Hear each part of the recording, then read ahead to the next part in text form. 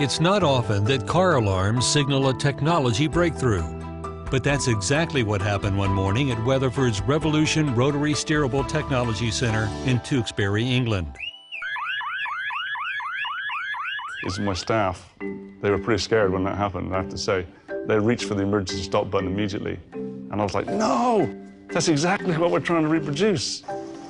What the team had successfully reproduced was one of the most extreme challenges for users of rotary steerable drilling systems, backward whirl.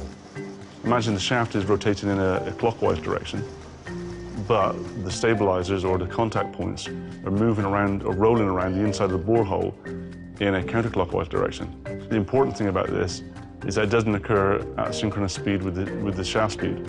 It occurs at a much higher frequency, and that's the most important thing, is that you can build up fatigue cycles really, really quickly. Weatherford has created an analytical model that it is using to improve tool design to mitigate backward whirl. And now the Revolution system has the industry's first onboard whirl sensors. That gives us access to what the tool's actually experiencing downhole and gives us opportunity to change and mitigate those factors and hopefully try and manage them. From the outset, Revolution was designed to tackle the tough jobs of directional drilling, complex well trajectories, high temperatures and pressures, and build angles. Routine to extreme is built into the Revolution product line right from the outset. We knew that as the tool was developed, it was going to have high pressure, high temperature capabilities, which it does. What we're finding now is that with Revolution, we can do things that we didn't anticipate before, which is to drill things like heel to toe, where we're actually picking up the Revolution right in the vertical aspect of the well, and the same tool will be used to drill the vertical component, drill the build, and the lateral all in one run. Many land-based drillers that wouldn't normally be able to use our tools because of the costs involved find that by combining these multiple systems into a single run, they can not only be cost competitive, they can save money at the end of the day. Advancements like this are helping operators such as Swift Energy change unconventional to conventional in United States shale plays. In the past, the operator had been shied away from using a rotary steerable that could only build, it's say, less than 10 degrees per 100-foot drilled.